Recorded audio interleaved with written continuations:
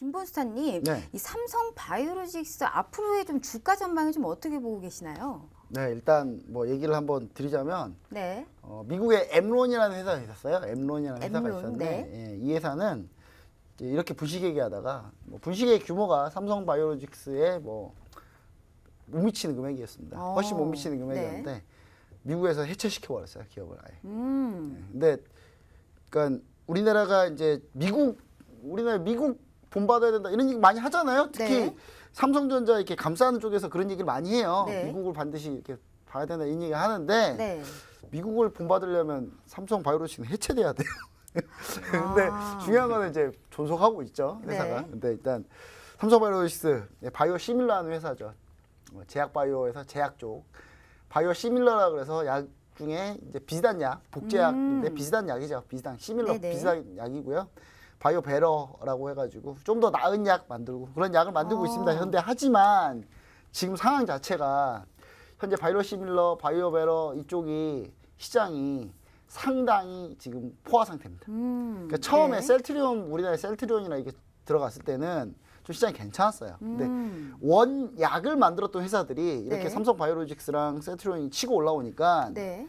위기감을 느껴가지고 원래 약을 가격을 떨어뜨려 버렸어요. 그래서 복제하고 지금 가격 네네. 경쟁, 지금 저가 경쟁하고 있는 그런 상황입니다. 근데 삼성 바이오로직스는 그래도 성장성이 저는 있다고는 봅니다. 있다고 보는 이유 중에 하나는 뭐냐면 제가 송도 공장을 가봤어요. 네. 삼성 바이오로직스 처음에 이제 상장할 때 송도 공장 쪽 가봤는데 정말 규모가 어마어마합니다. 네. 그러니까 삼성그룹에서는 이 삼성 바이오로직스를 어떻게 생각하고 있냐면 규모 경제로 엄청나게 때려 부어가지고 네. 원가를 떨어뜨려가지고 가격 경쟁력으로 붙어가지고 치킨 게임으로 이겨버리겠다는 생각이에요. 그래서 뭐 그런 전략이라면 상당히 좀 좋은 전략이긴 한데 네. 지금 당장 쉽지 않은 전략이긴 하죠. 그래서 지금 현재는 삼성 바이오로직스가 주가가 많이 밀려 있습니다. 네. 특히 이제 삼성 바이오로직스 주가를 보시면은 지금 현재 좀 꺾였죠. 한번 꺾인 상태인데 네. 수사 뜬 날 그날 밀렸어요. 좀 올라오다가 좀 밀린 상태인데 제가 봤을 때는 지금 상황에서는 주가가 이제 아직도 사실은 삼성 바이오로직스의 실적에 비해서는 엄청나게 고평가돼 있긴 합니다만은 네. 앞으로 미래 성장성이 지금 좀 나아지긴 했습니다만은 그래도 성장성이 있다고 보고 판단해 봤을 때는 지금 저가를 어느 정도 형성하고 바닥권 다지게 하고 있는 중이니 중장기 하시는 분들은 지금 이제 뭐 소송 결과 그러니까 그 수사 결과가 나와봐야 되겠습니다만은 네. 우리나라가 삼성 바이오로직스를 해체시키진 않을 것 같거든요. 네. 그런 강 시장이 네, 가지지는 제 못할 생각도 거예요. 그렇습니다. 네. 미국 엠론처럼 징벌적 과징금, 징벌적 벌금 때려가지고 회사 자체를 없애버리거나 그러진 않을 거라서 네. 중장기 투자하신 분들은 지금 상황은 괜찮다. 그리고 어. 단기 트레이딩 하시는 분들은 지금보다는 조금 더 한번 기다려 보시는 게 오히려 37만 4천 원 차례 돌파하고 나서 그 뒤로 단기 트레이딩 한번 보시는 게 낫지 않나 이런 생각을 좀 해봅니다. 네, 알겠습니다. 자, 그럼 이제 시간 관계상 두 번째 이슈로 좀 바로 넘어가 보도록 할게요. 자, 지난번에 한번 다뤘던 겁니다. 이 파생결합증권 DLS, DLF 사태가 이제 좀 속속 만기가 돌아오면서 대량 손실로 결과가 좀 나오고 있습니다. 지금 우리은행과 하나은행 같은 경우에서는 판매된 DLF 경유 또 원금이 지금 50에서 60%가 확정되어서 만기가 돌아온 상황입니다. 오늘 100%도 있었어요. 정말요? 100% 네. 손실. 지금 이런 상황에서 이 피해자들이 영업점 여기 직원들과 통화한 녹취가 이제 공개가 됐습니다. 그런데 영업 직원들이 이 자신들도 손실이 나고 있는 상품인지 몰랐다. 위에서 팔라고 시켰다라는 게 지금 이제 녹취가 된 거죠. 지금 여기 사태에서 이 김본스타님은 좀 어떤 점이 문제였다라고 이렇게 보고 계시나요? 물론 지난번에 문제점을 한번 얘기 네. 드렸습니다. 네. 총체적인 문제점, 뭐 총체적인 문제입니다. 이거는 제가 이제 우땡은행, 네. 제가 화면에 보이겠지만 제가 굳이 말하진 않겠습니다. 그 은행에서 실제로 이 DLF를 판매했던 그 내용이 있는 그 팜플렛이 있는 제가 이미지를 준비했었는데 한번 보시면 네. 좋을 것 같습니다. 네. 보시면 아시겠지만. 자, 국내 임금리는 전반적으로 하락 추세고 환율 변동으로 인해서 장기적으로 준비가 필요하다. 안전한 상품이다. 네. 독일 국채금리 연계 상품 만기 6개월 연금리 4.2% 확정. 사기죠 이거. 어, 사기입니다. 그러니까요. 확정 이자 수익을 확정. 얘기했어요. 네. 예, 손실 상품 원금 손실 가능 상품에다가 확정 수익을 올려놨거든요. 이거 거의 뭐냐면, 그러니까 무슨 은행이 뭐 이런 이 정도 상황인지 참 난 이해를 못하겠는 게, 네. 불안전 판매예요. 예, 이게 어떻게 보시면 되냐면요, 그냥 아무 증권 쪽에 아무 문외한이 와가지고 나 수익 100%내, 100% 수익 낼 수 있어, 주식 다 수익 내, 그 똑같은 내용이에요. 근데 이제 일반 사람들은 이거 신뢰했다는 거죠. 뭘 보고 신뢰했겠습니까? 은행 보고 신뢰했겠죠. 은행이었으니까. 은행 보고 신뢰했겠죠. 과연 은행에서 정말 이랬을까요? 아니 이거 실제 판매 가져온 거예요. 자, 네. 그럼 이제 제도에 문제점이 있는데 은행 직원들 중에 DLF 구조를 이해하는 직원이 있을까요? 저는 제가 은행에 있어봐서 아는데 한 100명 중에 1명 본사 직원도 몰라요. 그러니까 가끔 시뮬레이션 저희 이제 가끔은 이제 상품 선명 시뮬레이션 같은 거 은행 다닐 때 했었거든요. 아침에 이제 9시에 문 열지만 저희는 7시 반부터 와가지고 막 사람들 막 모여가지고 막 시뮬레이션 얘기했었어요. 네. 그럼 이제 누가 오냐? 증권사 직원이 와요. 네. 계열사 증권사 네. 직원이 와서 막 설명해줘요. 뭐 질문 심하게 하면요, 그 증권사 직원도 몰라서 다음에 얘기해 드릴게요. 그래요. 그런 수준입니다. 네네. 그런 수준인데 뭐 이런 상품을 파냐고요.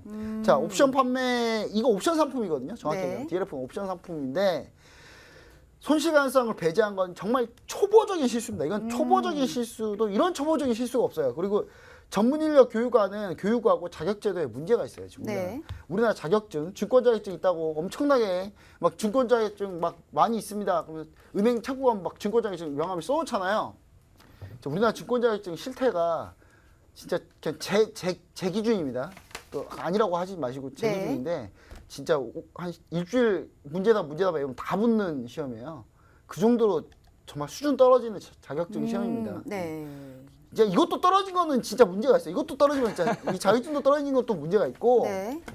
근데 떨어지는 분이 있더라고요. 제가 다닐 때 봤는데. 자, 영업 직원들이 자기 개발 수준도 좀 떨어지고요. 전문적이고 검증된 인력 제도가 좀 필요하다. 저는 이렇게 좀 얘기하고 싶고, 무리한 영업을 강요한 본사. 이 무리한 영업 누가 만들었는지 반드시 징계를 해야 됩니다. 오늘 제가 S땡은행 오늘 홍보 보도자료 같은 거 하나 봤어요. 네. 자기들은 이런 거 안 팔았대요. 우린 이런 거 안 팔았어. 우리는 이런 거 안 팔아서 괜찮아. 우리는 좋은 은행이야. S땡은행 과거의 전력을 얘기해 드릴게요. 2008년에 키코 상품 팔아가지고요. 중소기업 수백 개 말아먹은 회사예요. 네. 그 은행, 그런 은행입니다. 그런 은행. 자, 똑같아요. 그러니까 제가 봤을 때는 수준이 다 거기서 거기라는 겁니다. 네, 그래서 뭐 S땡 은행이라고 외국계 은행이라고 뭐 자기네들은 뭐 괜찮고 그런 거 전혀 없습니다. 다, 전부 다 은행에서 이런 거 들지 마시고요. 진짜 전문가들 찾아가지고 이 상품에서 100% 해부할 수 있는 그런 전문가들을 조언을 들은 다음에 예, 그런 다음에 반드시 상품 가입하시면 좋을 것 같습니다. 네, 알겠습니다. 자, 지금 그렇다면 지금 상황이 피해 보상을 좀 받을 수 있다라는 금융감독원에서는 좀 이렇게 좀 얘기를 하고 있습니다. 그런데 이게 일괄적인 피해 보상이 안 될 수도 있다라는 얘기도 나오고 있거든요. 이 배상 비율 가점 과정을 좀 거친다라고 하는데 이게 지금 강성신 변호사님 어떤 상황인가요? 그리고 만약 내가 좀 보상 비율을 인정하지 못하면 여기선 또 어떻게 되는 걸까요? 일단 좀 쉽게 설명을 해드리면 네네. 그 DLF 상품의 손실률의 확정이 되게 중요해요. 그 네. 이제 금감원에서 그걸 이제 확정을 할 건데 네. 이게 쉽게 얘기하면은 높으면 높을수록 이제 옛날에 그 상품을 구매한 사람들은 좋겠죠. 네. 왜냐면 이게 그거예요. 아까 말씀드린 것처럼 이제 은행에서 불안전 판매를 했다라는 건데, 그러니까 상품을 아까 말씀하셨다시피 알지도 못하는 상태에서 막 팔아버려요. 그리고 이거를 네. 굉장히 과장하고 원금 보장이라든지 이런 게 네. 과장해서 이제 고객들한테 정보를 준 거잖아요. 그러니까 이거에 기망을 당해서 이제 이 상품에 투자를 한 투자자들은 네. 불안전 판매에 어떻게 보면 당했다라고 될 수 있기 때문에 네. 이거를 뭐 일일이 그 투자자들이 자기가 변호사 선임해가지고 소송 비용 들여가지고 법원에 가갖고 재판하고 이게 너무 번거롭고 비용이 많이 들고 시간이 오래 걸리는 절차이다 보니까 네. 이제 금융감독원에서는 분쟁을 조정이라는 제도를 이용해서 네. 일거에 해결을 하도록 하고 있어요. 그러면 이제 투자자들 입장에서는 최대한 퍼센테이지를 높게 해서 나는 한 70% 정도에서 네네. 보상 비율이 결정이 됐으면 좋겠다라고 하고 이제 판매를 한 입장에서는 아니다. 우리는 뭐 불안전 판매를 인정을 하더라도 네. 비율 자체를 70%는 너무 과도하다. 우리가 그만큼까지의 잘못을 한 거는 아니다라고 아니다. 이제 주장을 네. 해서 네. 주장을 할 거 아닙니까? 네, 네. 자신의 이익을 이제 대변을 할 거기 때문에 그래서 금감원이 어느 비율에서 조금 이 분쟁 조정을 할 수 있을까? 이게 되게 관건일 것 같아요. 네네. 그러면 이 분쟁 조정 비율을 어떤 식으로 이제 인정을 해 주느냐? 예를 들면 이런 거예요. 제가 굉장히 그러면 김본스타님을 예로 들게요. 네. 투자 경험이 굉장히 많은 네. 젊은 사람이에요. 네. 그러면 이 사람은 아무리 은행 쪽에서 불안전 판매를 했다고 하더라도 네. 당신은 충분히 알아들었을 수 있다라고 하면은 금감원에서 조정 비율을 낮출 수가 있어요. 네. 당신이 얼마 그럴 투자했어? 수 있네요. 만약에 불리하네. 그렇죠. 1,000만 원을 투자를 했어요. 네. 근데 불리하네, 불안전 판매가 인정이 된다고 하더라도 김본스타님 같은 경우에는 뭐 배상액을 뭐 15% 정도에서 뭐 이제 마무리를 한다든지. 근데 네. 제가 만약에 제가 만약 굉장한 인정 안 고령이에요. 하면요. 인정 나 10%도 안 되겠다. 끝까지 인정을 안 하면은 이거는 조정이 안 되는 거예요. 그럼 소송 가는 거예요. 예, 그러면은 이제 소송으로 가는 수밖에 은행 없는 못 거죠. 이기니까 조정 받아들여야 되겠네요. 아, 그러니까 네. 좀 간이하고 한 번에 일거 해결하는 절차가 이제 조정인 네. 건데 그러면 이런 게 있을 수 있어요. 제가 70대 할아버지예요. 네. 태어나다 투자를 한 번도 안 해봤어.